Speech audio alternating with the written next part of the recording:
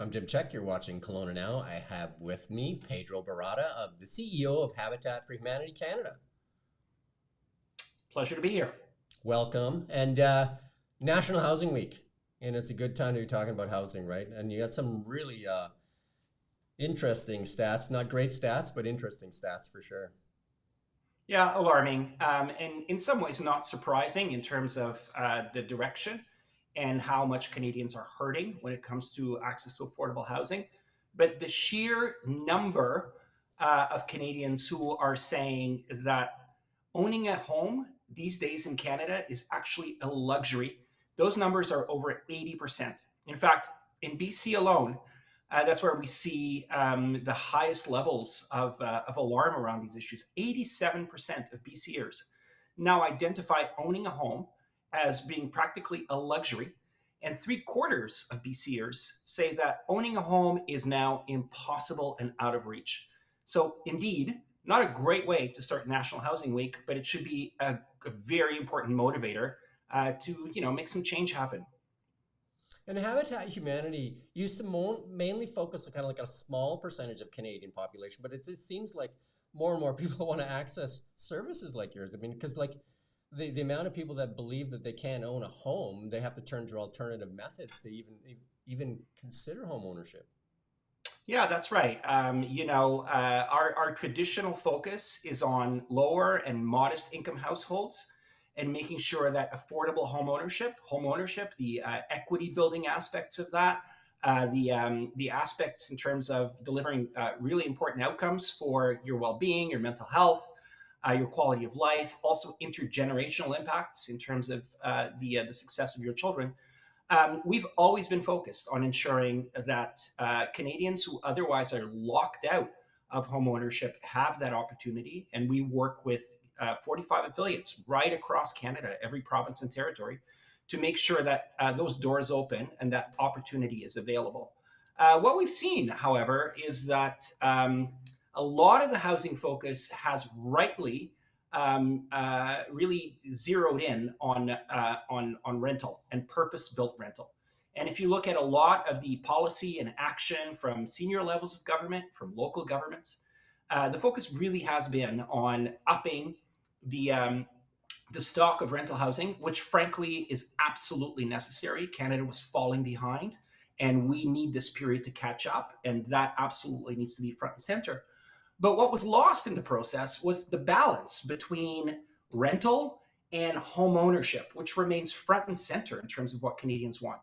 Habitat for Humanity sits in the middle, right? For many people who have been renting, who desire to have affordable home ownership, who may have a hard time putting a down payment together, who need a mortgage that's in tune with their incomes. That's the space that we fit in. I like to call it a bridge between rental and getting your foot in the market, and from there, great things can happen. Right? You can accumulate equity, you can save up, you can build a credit history, and eventually you can move into buying your second home and freeing up that home for the next family.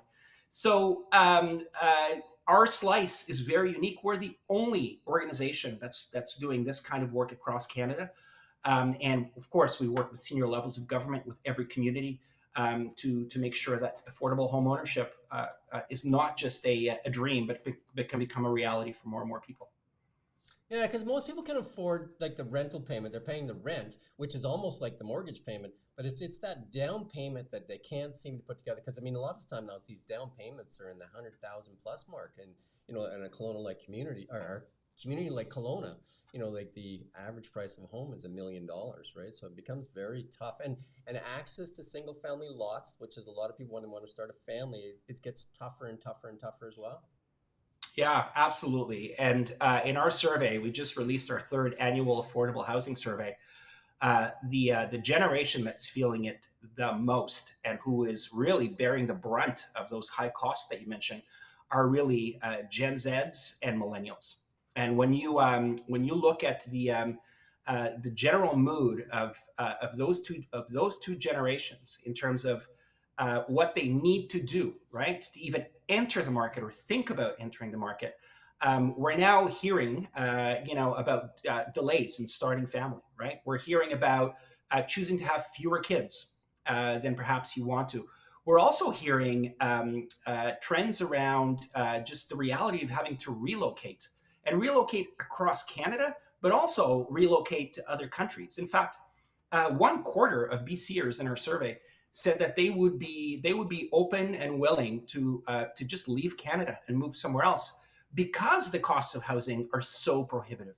And so, it's we've had this value and this notion as Canadians that if you work hard, if you do all the right things, that that dream of home ownership can be within reach. And what we're finding, especially for the next generation, is that there's this growing gap between the way things used to be and just the reality of shattered dreams, right? As we are experiencing it right now. So we've got to do something about that. It's These are indeed stark figures. They speak about the value that Canadians continue to hold on home ownership, the reality that most of us are just not able to get there. But that should be a real platform for action. And there's a lot more we could do to change that picture. Is part of the problem that we've kind of condensed or convinced people that they need to live in these largely populated urban centers versus like the smaller communities? Because a lot of areas in British Columbia, smaller towns, have lots of cheap lots available in that, and they have, like their populations are dwindling, their downtowns are boarded up, and they just don't have a tax base anymore because people don't want to live there. They want to live in these larger centers. Is there a way to incentivize maybe retirees or maybe young professionals to move to these smaller centers where there is lots to build homes and maybe put some tax base in those small communities? It's a good point, and I think there's actually quite a bit of work that's being done on in incentivizing newcomers to move to smaller communities, exactly because of those housing prices. Anecdotally, during the pandemic, we actually saw many people make the decision to move to away from urban centers and to move to, maybe get a bigger home, not have to worry about the daily commute. And that was certainly a decision that a lot of people were making. But there's also the reality now that people want to build their careers. They want to be near good jobs. They want to be in places where there are services, where healthcare is close by, and those are decisions that people have to make in a context when like the labor market is quite competitive, especially for younger people to start out a career. You want to keep all your options open. Young people, according to our survey, remain quite flexible in terms of saying, I'm willing to move, I'm willing to go somewhere else. But I also realize that moving somewhere else away from, the place that I know, where I have contacts, where I have connections, where there are a lot of jobs, I know that I may have to move away because of the cost of housing, but that will potentially jeopardize the economic opportunities in the career that I want to build. So complex, dynamic environment. But again, I firmly believe that we can make significant progress in putting affordable home ownership more within reach of more Canadians. And there's very concrete things we could do starting now to get us there. Yeah, what are some of those things that we can start doing? We agree at Habitat for Humanity with the majority of Canadians who actually put tax incentives and lowering of fees at the top of their list in terms of the kinds of solutions that will open up more building and open up more opportunities. And top of the list is eliminating the GST on affordable new homes, on affordable new homes that are geared to home ownership.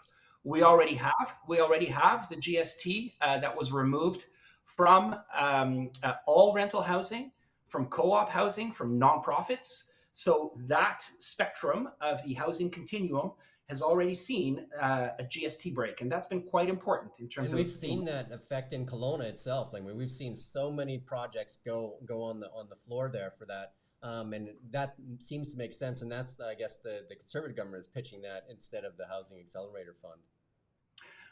Well, whether that's either or, I will leave that for other people. But I know Yeah. that in our experience at Habitat for Humanity, that GST is a significant cut in terms of our bottom line, it actually prevents us from building more homes. And often we're receiving less incentives from government for new builds than we have to pay out in Hmm. GST. So that's something that the federal government, there's it could choose to do that immediately. It would be a huge bump in terms of our own work and our own impact. Alongside with that, I would also say that there have been significant investments in affordable housing at all senior levels of government, and those have gone primarily to purpose-built rental, which we need to continue to do. But we need a balancing of that. We need Yeah. to create a strong ecosystem. And frankly, there has been not enough focus around affordable home ownership as part of the continuum that Canadians are looking for.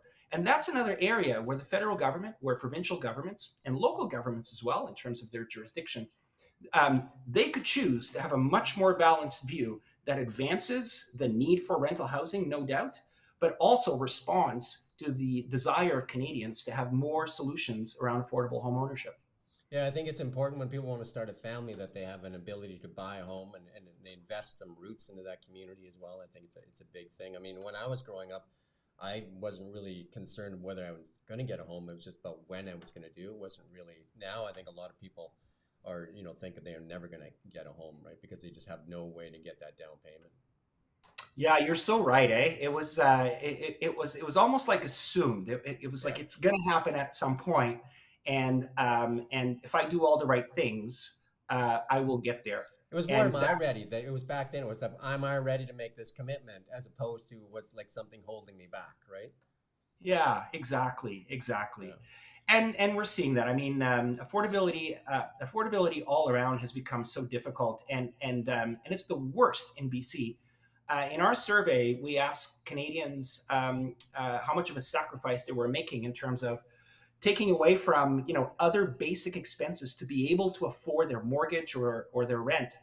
And 58% of BCers, more than half of BCers, pay more than half of their household income toward housing, which means that it's jeopardizing other things like their food budget, the basics, even their education budget.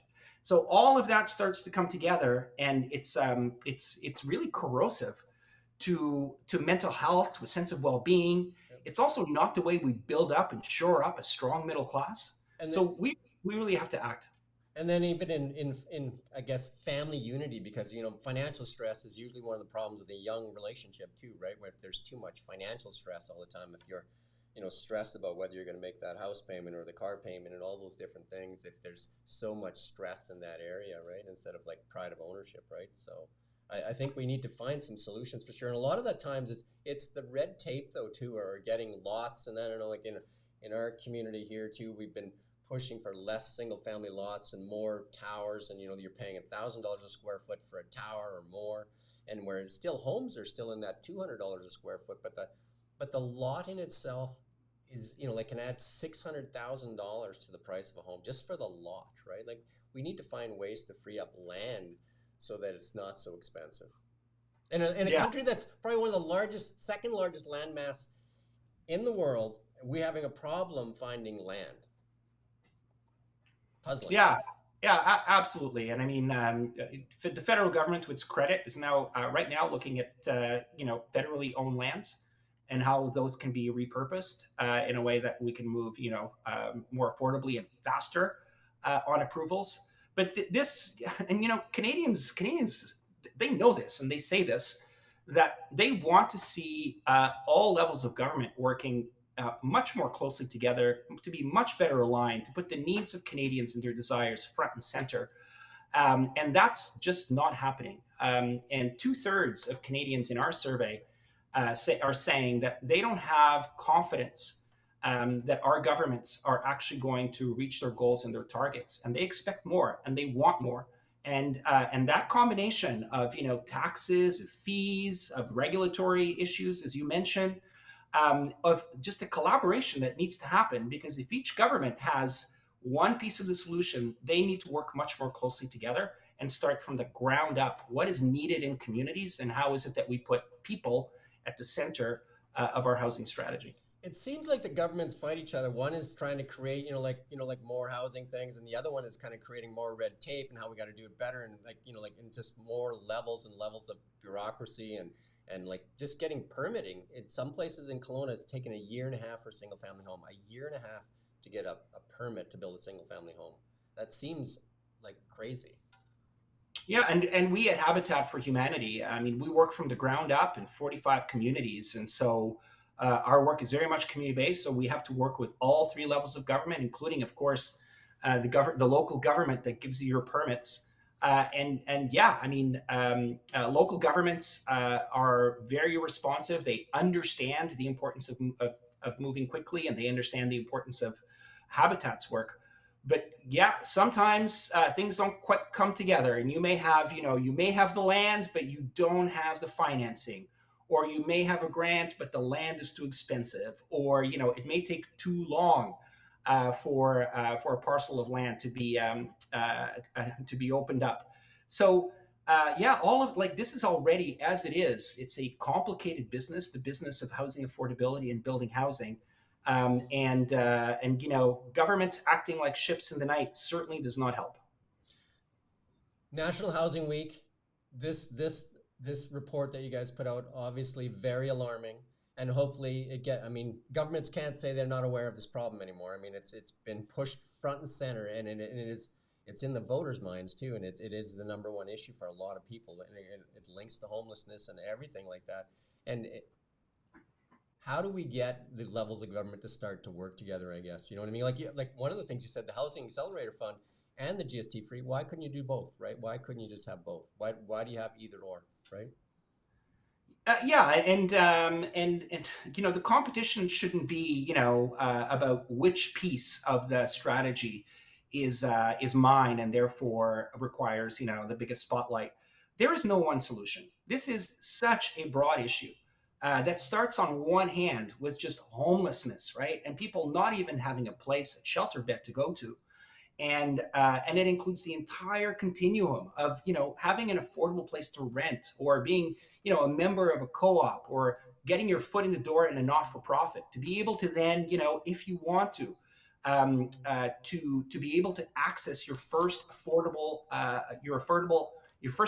home, and then to move into the market. And this entire continuum has to be healthy in order for Canadians, no matter what situation they're in, no matter what stage they are in their lives, they need to be able to access all of these doors. All of these are doors into housing stability and housing affordability.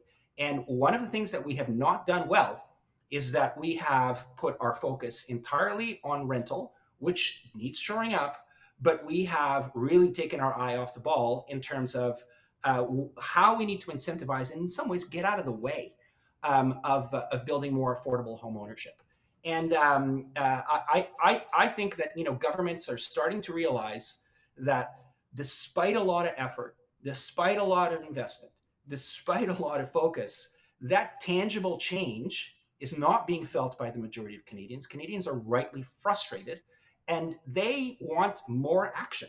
So I don't think that the solution here is to start to pick my favorite policy, or pick my favorite side of the continuum. We need an all-out effort right across the continuum in a way that responds to all the needs of Canadians and makes affordable home ownership, rental, really a reality for more and more of us.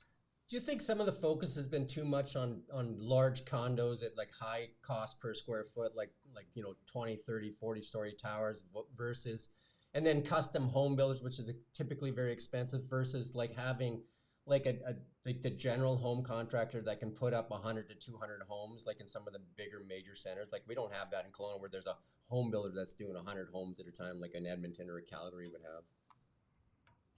Yeah, I mean, it really depends on where you are across the country, right? And again, to the issue that there is no one size fits all, I think that what we need to put front and center in terms of our vision and our strategy is we need a healthy housing continuum.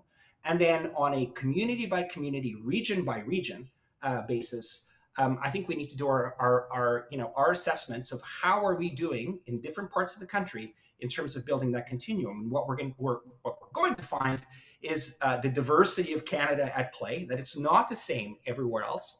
And therefore, it's really incumbent upon senior levels of government that do have a bird's eye view and that have the responsibility to flow dollars to communities to fill in the gaps and to have an array of tools that are flexible and responsive enough to go and respond to individual needs. So, as you mentioned, if in your community we need different kind of built form and we need different kinds of solutions, that really should be within the purview of local, regional governments, and frankly, just Canadians who live in that area to point that out and to see some action from senior levels of government. Imagine the demand for Habitat Humanity is gone up. How are you meeting that demand, and how are you trying to react to that stronger demand? Indeed, we're not any different than anybody who is working in the housing field. It's really difficult right now between what's happened with interest rates, what's happening with just availability of labor, also how expensive it is to build, especially in large urban centers. There's always more interest in terms of habitat homes than we are able to keep up with. And so what would really, really help us would be things like extending the GST break to affordable home ownership, just like it's been done for rental and nonprofits and co-ops. And also looking at the billions of dollars that are going into housing programs and ensuring that within those programs there is ample room to be able to allow us to do our job working with local communities. And if we do that, then we can be in a situation where we can start to see some change from the ground up, where we can leverage, the power of home ownership and mortgage payments together with government supports, together with community action, and we can really start to create some change. Is there any final words you want to leave us with, Pedro? The third annual Affordable Housing Survey certainly points to how alarming it is that there is a gap, such a growing gap between what Canadians want, which is affordable home ownership, and what they're actually able to afford. And Canadians are saying, we need help, we need support. Governments have to work together, and they need to do more. And we couldn't agree more. And the place to start is take GST right off of affordable home ownership. And let's get moving, let's get building, let's give people hope back. Yeah, that's step one. That should be an easy step, right? Somebody should just be able to sit down with a pen and just get that done. Absolutely. Yeah. I thank you for your time today. And I'm going to speak with Sean Fraser later today, so I'll bring up that point to him as Absolutely. Well. I look forward to following that conversation. Thanks very much. It's been an absolute pleasure. And thank you for watching Kelowna Now. We don't just report the news, we live here too. We're your neighbors, bringing you stories that matter to all of us. No government funding, no outside influence. Kelowna Now, local,